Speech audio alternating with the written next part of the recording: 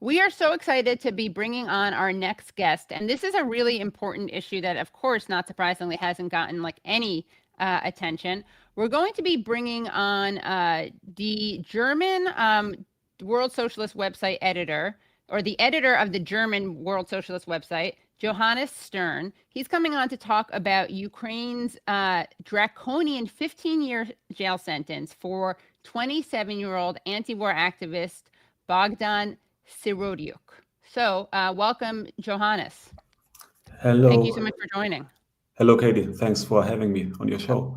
Of course. So tell us about this extremely disturbing story about Ukrainian about Ukraine charging Bogdan Syrotiuk with high treason under martial law, basically for writing anti-war articles on the website for which you're an editor.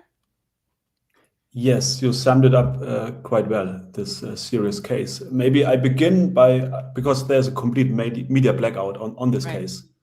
And I think we might turn to that later. The whole fraud of Ukrainian democracy is, of course, exploded by this arrest. And it's actually making clear that this is not a democracy. It's more like a fascist regime. But so most of your listeners might not be familiar with the case and with Bogdan, who is our comrade.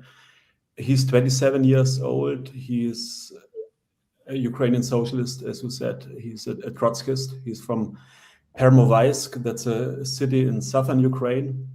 And he's a founder and leader of the Young Guard of Bolshevik Leninists. So he's a Marxist, he's a socialist. And that's a youth organization who actually has also members, not only in Ukraine, but also in Russia, and some other countries of the former Soviet Union.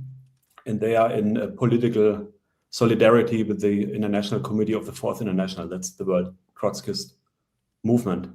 And I think it's worth saying more about Bogdan's background, because the attempt by this court to portray him as a mysterious Russian operative who is actually a Russian agent is, of course, a complete lie to politically silence him.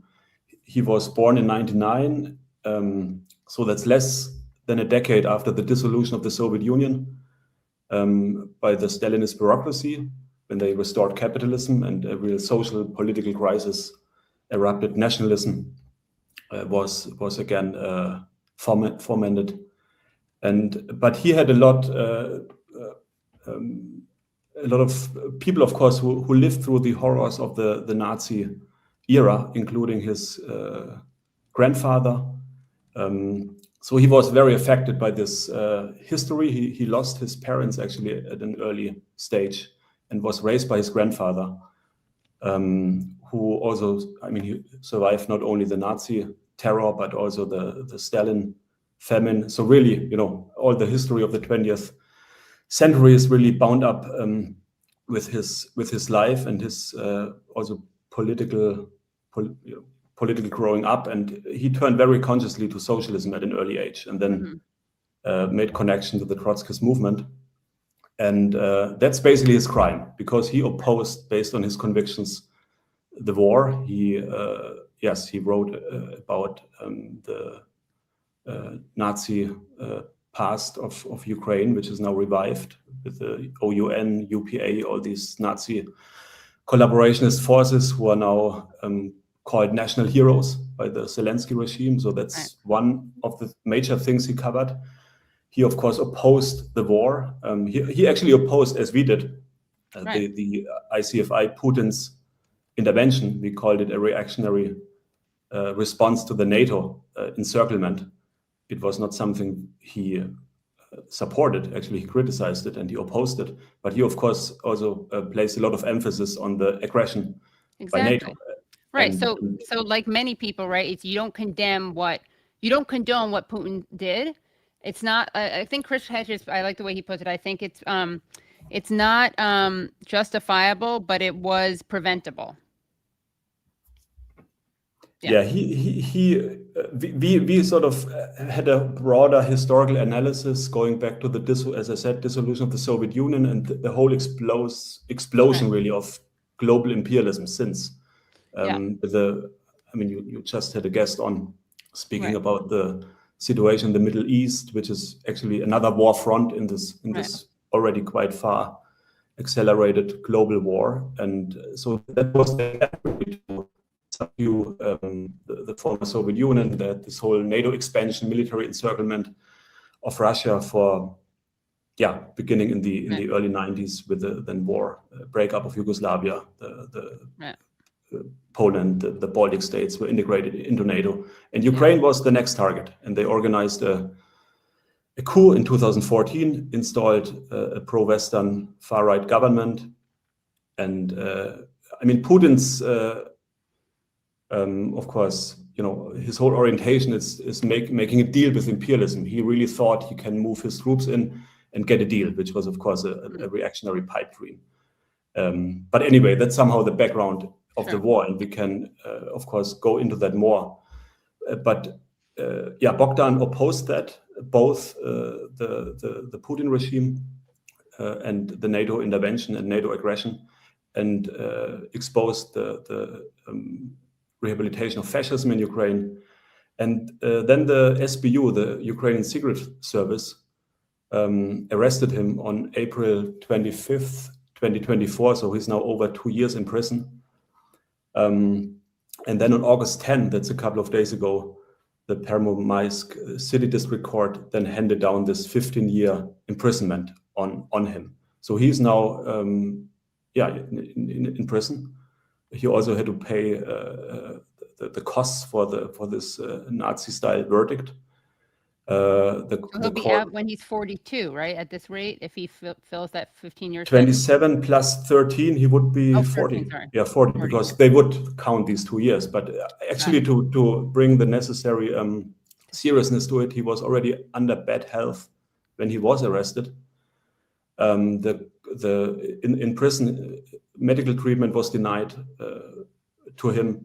So we know the prison situation in Ukraine. There's really bad conditions, including torture. So a 15-year prison sentence can be a death sentence. And of course, the lawyers are appealing this verdict.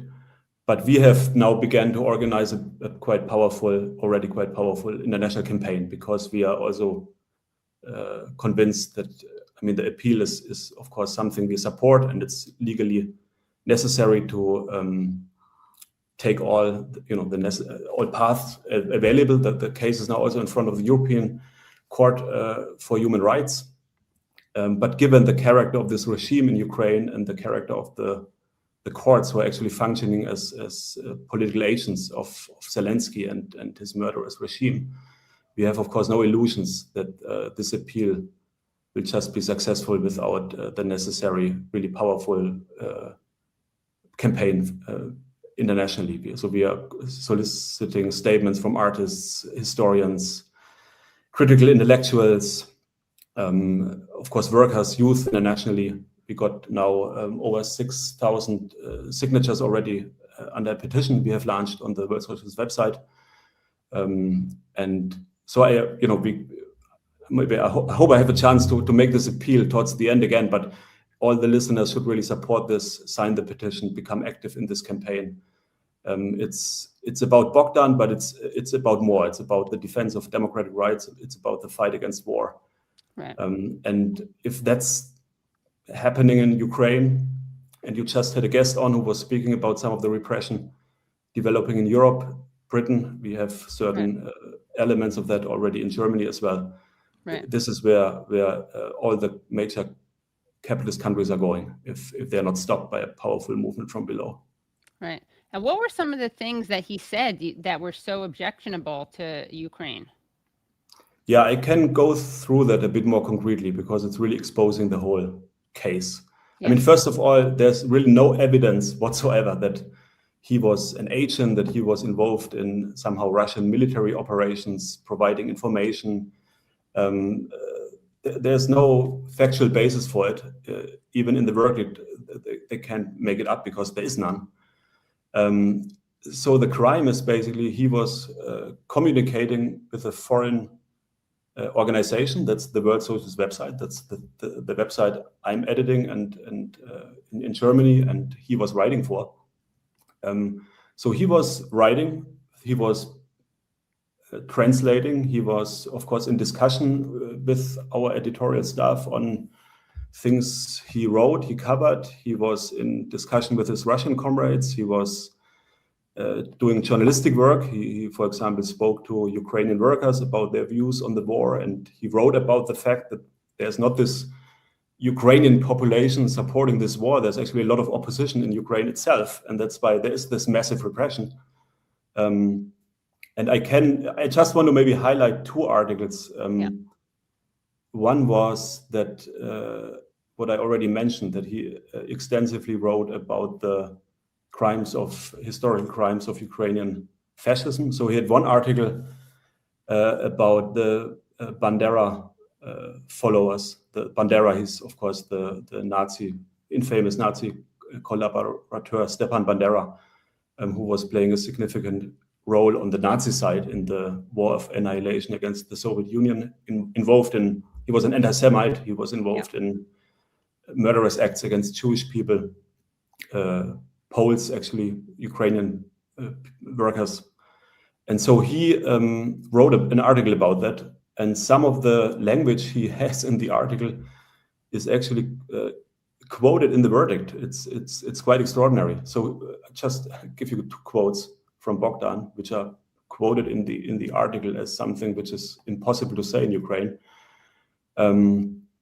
That's Bogdan. Those who sow death, fear, grief, and tears on Ukrainian soil, who drenched peasant hearts in blood, who filled wells with corpses, cannot be national heroes. That's Bogdan's position. And then he continued, shame on all those who, under the guise of criticizing Stalinism, attempt to justify the crimes of the OUN gangs. That's the Nazi collaborators. And then he also... do you have those articles, by the way? If you could just send yes, them, because I would love actually to the them. articles are all published on the World Socialist website. I can also provide links later if you want. Because I can't find them. I see a lot of articles about him, but I'm looking for him, like, when you can look for it under the name of the, if you have the links that you can send me on Signal, I don't know if you can. I can do that now. Actually, he was writing also some of these articles under a pseudonym Stepan Geller. So maybe that's why you couldn't find them.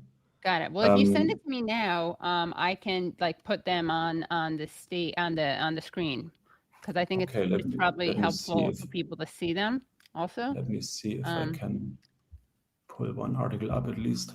Great. For the time being. In the meantime, while Johannes is doing that, make sure you make sure you subscribe, make sure you become Patreon or YouTube members.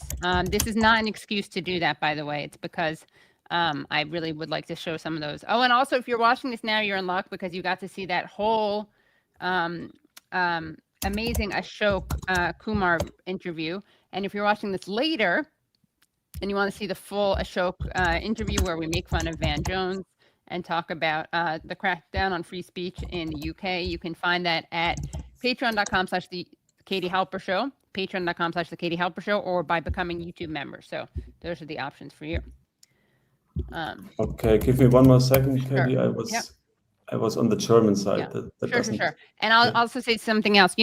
Obviously, everyone should care about this case. You don't have to be a World Socialist Web Site subscriber. You don't have to be a Trotskyist. You don't have to be a socialist. Anyone who cares about free speech, or anyone who cares about war and anti-war voices should be up in arms about this.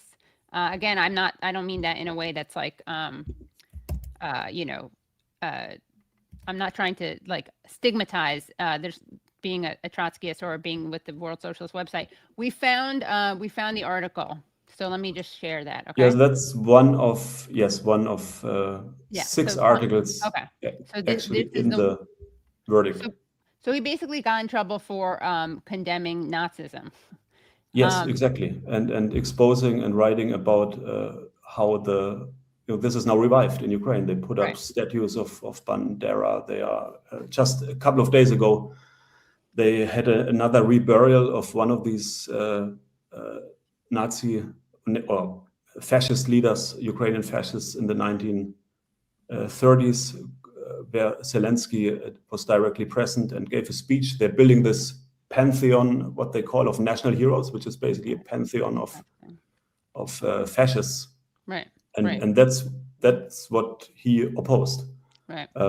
So if you, just to go back to what Bogdan said, if you are saying that if you're opposing people who murdered Ukrainians and filled wells with corpses, and you say these people shouldn't be national heroes, then you are a traitor. That's the position by the Ukrainian regime. Right. And Bogdan challenged that, and that's one of his crimes. Right. Another one. Yeah. Sorry. I appreciate what you said. This is really not. We're having a very broad campaign. So everyone, yes, you don't have to be a socialist and a Trotskyist to support this campaign. Everyone who is defending democratic rights should do that, because it's really a very principled, essential issue. Of course, we are making very clear in also how this is connected to the war, and we are putting forward what we are convinced of, a socialist perspective to stop it. But this is a broader defense campaign, which really has to have the support of all defenders of democratic rights internationally. Exactly, yeah. So let's just read some of the things he writes. He says, those very ideas of Bandera, these Nazi fascist ideas, are today promoted not only by the imperialists and the bourgeois Ukrainian nationalists who want to justify the crimes of the OUN-UPA, but also by those who call themselves Ukrainian national communists who want to justify all these horrors by claiming that all this was caused by the policy pursued by Stalin in Western Ukraine. But is it possible to justify those who turned the towns and villages of Western Ukraine into a real hell, who tortured mothers and children, who filled the wells with corpses of Ukrainians, Russians, Jews, and Poles? And yet there were many among them who were intimidated, deceived, offended, and unjustly repressed, but there's no basis. Yes, there were many among them who were intimidated, deceived, offended, and unjustly repressed, but there's no basis for portraying the fascist Banderites as fighters for freedom against Stalinism. So these kinds of statements will land you in prison in Ukraine, apparently. This is a really excellent article, and he did some interesting interviews with people. And here are some, obviously haunting images. So here he writes, he opens the piece, the Nazi accomplices of the Organization of Ukrainian Nationalists, OUN, and its paramilitary wing, the Ukrainian Insurgent Army, UPA, and their leaders were involved in many crimes, including against the Ukrainian people. Yet today, to many in Ukraine, their ominous names are not synonymous with criminals, but with the names of national heroes. Streets, stadiums, and cafes are named after them, and monuments are erected in their honor throughout the country. So, and here is Bandera's OUN and Nazi officials at a joint celebration dedicated to the establishment of Ukrainian statehood in Western Ukraine. That was 1941. Here are Polish victims of the UPA massacre in Lipniki, March 26, 1943. And here is the body of Soviet anti-fascist writer Yaroslav Halan after his murder at the hands of 2 OUN members in October 24th, 1949. Yeah, he's a really powerful writer and voice for, against fascism, war. And he got a hearing, and they were, I think, becoming increasingly nervous about the opposition, and that's why they moved against him. Right. And just another second example, he gave a May Day speech. We are holding these yearly May Day rallies, live events on the World Socialist Web Site, and he spoke in 2023, actually with a Russian comrade, for the unity of the Russian and Ukrainian working classes. And that's also in the verdict. And actually in this also speech he gave, that's his opening sentence. I'm addressing you, dear listeners, from war-torn Ukraine, a war unleashed by the imperialists of the United States and NATO and the Putin regime. So, it's extraordinary. He is himself making clear he's an opponent of Putin, and they turn it into, they quote from it in the verdict. And the whole false accusation is that he is justifying Russian intervention. I mean, it's becoming absurd. It is absurd, right, laughable. but It would but be it has laughable a, if it weren't so scary. yeah, Yeah, but it has a political. They are going after people, and especially leading voices, who give voice to the opposition against war, against fascism, and as in, I think in all countries, there are many right. of them in Ukraine. And that's why I think there's really a basis to build this campaign, to organize opposition. That's what we are experiencing. Since this verdict, we really had daily coverage on the website about people coming forward. There was actually, I think, a guest you recently had, a Ukrainian historian, Marta, yeah, Halper and Show. yeah, exactly. And she also took it up, and I mean there are a lot of people who really become familiar with the case, are solidarizing themselves, and so there is a strong, but we have to do more. We have to really, everyone again who's listening in, get involved, inform yourself, share our statements, sign the petition, get this known, make this known. Right. Yeah. And this is, this, I want to read from that quote, that speech that you just cited, because I think this really gives away the game of why they are so afraid of someone like Bogdan. So from this speech that you just mentioned, for the unity of the Russian and Ukrainian working class, 1 second, please. Sorry about this. Is it true that all, 1 second. Okay. Is it true that all the people of Ukraine support this war? My answer is no. The claim that all Ukrainians support this war is a brazen lie. The main prop for this war is not the proletariat and the Ukrainian population, whose situation is appalling. The main prop for this war are the Ukrainian bourgeois nationalists and those they serve. And, it's very important to point out that you have all of these people who are resisting these press gangs. I mean, they're being kidnapped. You see these really disturbing videos that we've shown and that Marta always tweets out that Western media never shows. I mean, it's the double standard in terms of the vilification of Putin compared to, let's say, Netanyahu, but also the focus on Putin's crimes versus the crimes of Zelensky. I mean, it just shows a total bias. And I want to ask you about another thing that he brought up. He says, U.S. imperialism is fueling this war and inciting a third world imperialist war. The fomenting of this third imperialist war involves not only America, NATO countries, and the Kiev regime represented by Zelensky, but also the bourgeois Ukrainian nationalists who serve those regimes. These forces call themselves supporters and ideological followers of the fascist organization of Ukrainian nationalists and the Ukrainian Insurgent Army. They have unleashed terror against the people and national and political genocide on the territory of Western Ukraine. They have sowed death, fear, grief, and tears on Ukrainian soil. They have poured blood into peasant huts and filled wells with corpses. So I wanted to know, what role Germany is playing in this, because you, of course, are based in Germany. Yeah, they play a really central role now. I mean, actually from the beginning, they were, of course, involved in the already 2014 regime change operation. There was, I remember a picture by the then foreign minister, who was now the German president, Steinmeier. He was meeting Oleg Tyanibok, one of the major fascist leaders of Ukraine, in the German embassy.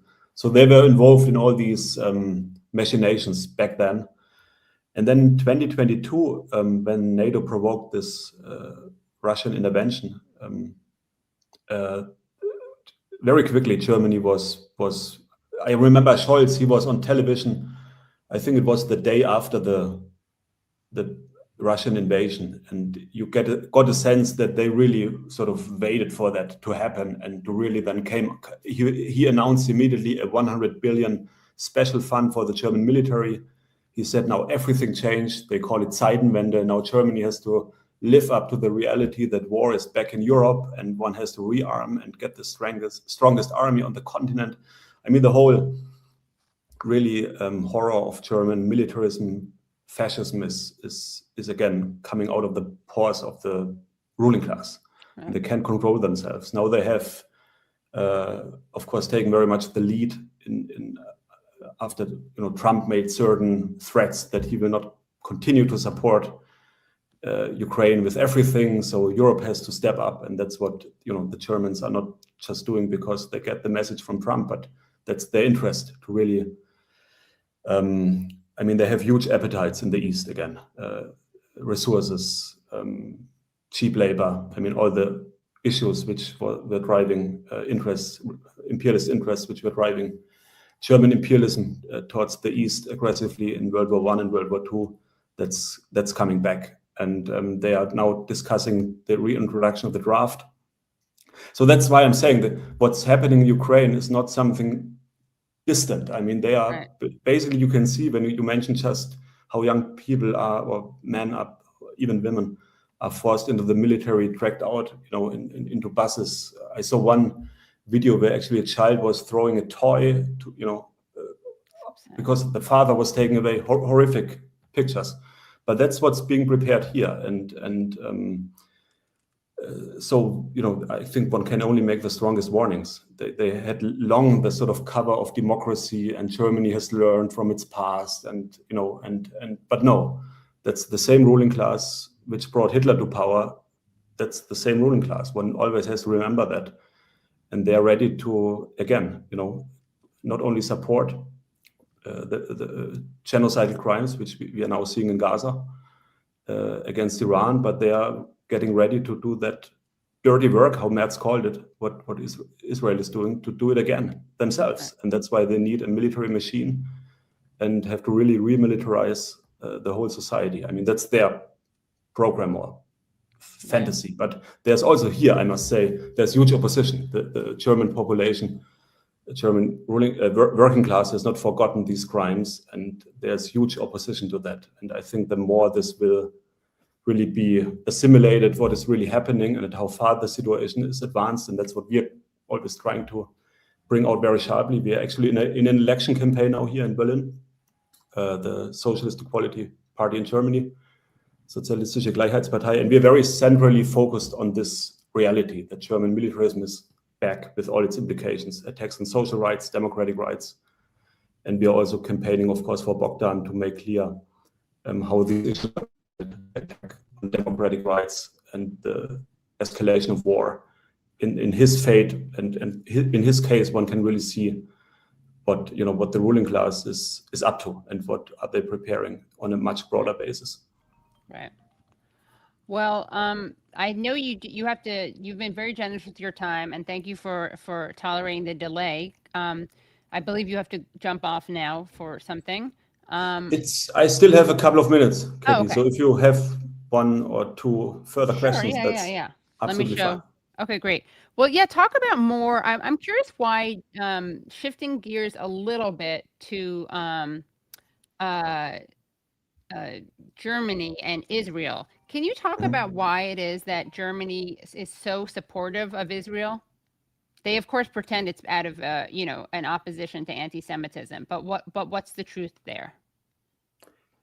Yeah, again, I think one has to really see the broader picture of these different war fronts. There is a real sort of imperialist redivision of the world, and Germany not only has appetites in the East, of course, also in the Middle East, in Central Asia. That's why they already participated in the Afghanistan war. That was one of the major first. I mean, they were involved in Yugoslavia before. That was actually the first combat operation by the German military after the Second World War. But then they joined also the Afghanistan war.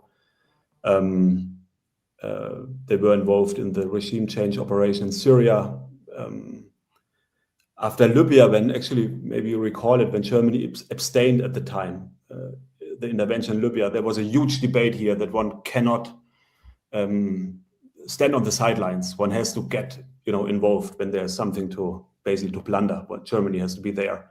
And Israel is, of course, as for the US, also for the European imperialist power, seen as basically a sort of front state for their imperialist operations in the region.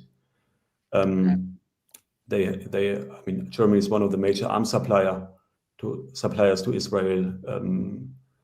There's a very also police coordination. They're often actually in Berlin, there's coordination with the Israeli police. So some of the tactics which were, basically are used against the Palestinians in there. That's now the police tactics, which are basically also used by the Berlin police against demonstrators here. So there's a very close collaboration also on this level. I think one can only understand the support from it's not, it's Germany has imperialist interests in the region, and Israel is seen as one of the major allies. I mean, Merz's statement when Israel attacked Iran for the first time last year, that was revealing when he said they are doing the dirty work for us. Right. So he basically acknowledged it, that this genocidal war is the dirty work which is done for imperialism. And that was very revealing, actually. Yes, I was really surprised he said that part out loud. Yeah. He was. Sometimes they say things, and of course, now they are making some criticism about the statements by Ben-Gvir when he said, now we want to kill every night 40 or 50 Palestinians who are not even human beings. Then they came out with some criticism but he just said what they're doing, Yeah, exactly. And that's the dirty work Merz is supporting anyway. So, I mean, there are also sometimes there are divisions. I don't, there might be also frictions. There are divisions among the imperialist powers, and the growing divisions actually. So there's also sometimes when there is a certain criticism that might also be some more real issues involved, but we have to expose that, I mean, they're supporting, they're arming Israel. They continue that because they continue to see Israel as a major ally to now subjugate Iran, to actually subjugate the entire region to imperialism. Right. And lest anyone think this is about like guilt about Jews, I mean, you have to be the right kind of Jew, right? So they have disproportionately arrested Jews at pro-Palestine protests. Yeah, as I think in the United States, there's actually a lot of also Jewish people who are absolutely opposed to this genocidal war. And yes, on the first protests, there were, I remember one elderly Jewish woman, she was taken away by the police. Iris Heffitz, right? Iris Heffitz? Yes, exactly. Not that elderly, just sorry about that. Yeah. Older, maybe, distinguished. Bit older than us, but not, exactly. Still young and very, And she's an Israeli. What's interesting is she's an Israeli who moved to Berlin. We did a great interview with her because she has really interesting analysis of why, as an Israeli living in Berlin, she has a really interesting analysis of why Germany supports Israel. In fact, I think that was a Patreon, so we'll make sure to unlock it because it's so relevant to now. But yeah, she had a sign saying, "Is an Israeli Jew against a genocide?" Exactly. She got in trouble for that. Yeah, exactly. And that's also what is here. Again, the connection to the Bogdan case. I mean, their opposition to genocide is basically, it's criminalized. That's what they're trying to do in the name of, which is of course a complete fraud coming out of the German ruling class. When they talk about anti-Semitism, I mean that's where it is. They are. I mean, now they're building up the AfD here. They're close to bringing in the real anti-Semites into government. Actually, there's also a process of, again, the connection to Ukraine to revise and whitewash the Nazi era. That's another major. That would be a subject for another interview. But there's a far-right professor at one of the major German universities, Humboldt University. His name is Jörg Barbarowski, and he was giving an interview in 2014 when the whole campaign was going on to revive German militarism.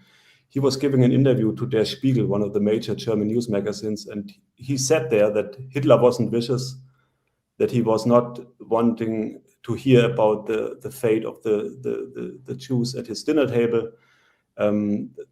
Anyway, it was an absolutely outrageous and pro-Nazi interview. And we had a campaign against it, and the whole official media and government came out in defense of this professor who is actually coordinating with the government. He's one of them. So it gives you a certain sense that the same processes are actually underway here. You know, if there wouldn't be this massive opposition in the population, they would have gone much further and would have already claimed that it was actually good to attack Russia, because now you can see what's happening. I mean, they're close to saying that. Right. So one always have to keep, when they're defending the fascists in Ukraine, that's what they are preparing to do at the home front as well. Right. And that's because they know that you can't remilitarize Germany without having a dictatorship. You know, to build up this massive military force again, and to reintroduce the draft, and cut social spending, because every cent has to go now into the military.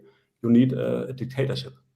Right. So again, I think that's the connection to, you know, to Ukraine, to what's happening in Israel. But again, I think it's necessary to connect these issues. It's different war fronts in a global war, and that's why, again, our perspective is you have to unite the opposition, the working class youth opposition from below, on an internationalist, on a socialist perspective. Right. Yeah. And by the way, one other thing I want to add, which is stunning, which Marta, the historian Havrishko, pointed out, is that the EU will exclude fighting age men from Ukraine refugee scheme. The new limitations will not apply to those under temporary. So basically, European countries have agreed to extend it. They've excluded men who could be called up to the military from getting asylum.